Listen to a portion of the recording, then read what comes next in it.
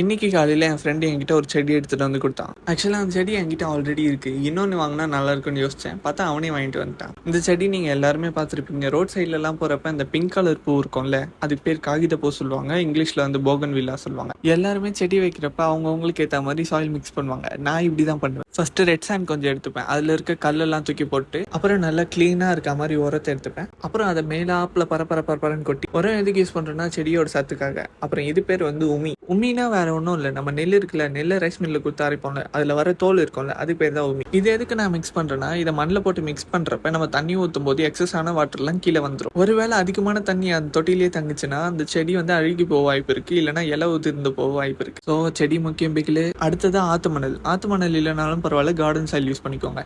இது எதுக்கு நம்ம மிக்ஸ் பண்ணுறோம்னா, முதல்ல போட்ட செம்மண் மட்டும் இருந்தால் அது கட்டியாக பிடிச்சிக்கும். அது கூட இந்த மண் மிக்ஸ் பண்ணி போடுறப்ப மண் லூஸாக இருக்கும், அதனால வேறு நல்லா ஸ்ப்ரெட் பண்ணி வளர முடியும். அதுக்கப்புறம் இப்படி ஒரு பெரட்டு அப்படி ஒரு பெரட்டு நல்லா மிக்ஸ் பண்ணோம்னா மண் ரெடி மக்களே. அடுத்ததான் நான் எடுத்துருக்கிறது 8 இன்ச் பாட்டில் நல்லா ஓட்டை இருக்க மாதிரி எடுத்துக்கோங்க. என்னடா பாட்டில் ஓட்டை இருந்தால் மண்ணு போகாதான்லாம் கேட்காதீங்க, அதுக்கு ஒரு சூப்பர் மேட்டர் சொல்கிறேன். அடுத்ததான் நான் எடுத்துருக்கிறது மரத்தூள். இது எங்கே கிடைக்குன்னா, இந்த கார்பெண்டர் ஷாப்ல எல்லாம் இந்த மரத்தை இழைப்பாங்கல்ல, அதுலேருந்து வர தூள் தான் இது. இது எதுக்கு யூஸ் பண்ணுறேன்னா, பாட்டில் இருக்க ஹோலில் மண் வெளியே போகாமல் இருக்கிறதுக்காக யூஸ் பண்ணுறேன். இதனால எக்ஸ்ட்ரா வாட்டர்லாம் வெளியே போயிடும், ஆனால் மண் வெளியே போகாது. எப்படி நம்ம ஐடியா. அடுத்து கொஞ்சமாக மண்ணை உள்ள கொட்டி செடியை வச்சு பார்க்கணும். செடியை வச்சு பார்க்குறப்ப ஹைட் கரெக்டாக இருந்தால் அந்த கவரை பிரிச்சுட்டு செடியை வைக்க வேண்டியது. வச்சுட்டு செடியை சுற்றி இருக்க கேப்ல மண்ணை ஃபில் பண்ணிட்டு தண்ணி ஊற்றிடணும். நம்ம இப்போதான் ரீபோர்ட் பண்ணோன்றதுனால இந்த செடியை தூக்கி நிழலில் வச்சிடணும். ஒரு வாரத்துக்கு அப்புறம் வெயிலில் வச்சு ஃபெர்டிலைசர் கொடுக்க வேண்டியதான். என்கிட்ட ஆல்ரெடி இந்த செடி இருக்குன்னு சொன்னால அது காட்டு பாருங்க. ஸோ இப்போ நம்ம வச்ச செடியும் கொஞ்ச நாளுக்கு அப்புறம் பூக்குதான்னு வெயிட் பண்ணி பார்க்கலாம். இதே மாதிரி என்கிட்ட கொஞ்சம் செடி இருக்கு, அதை பற்றி வீடியோ வேணுனாலும் சொல்லுங்க, நான் போடுறேன். அப்புறம் இந்த வீடியோ பிடிச்சிருந்தா சப்ஸ்கிரைப் பண்ணி சப்போர்ட் பண்ணுங்க.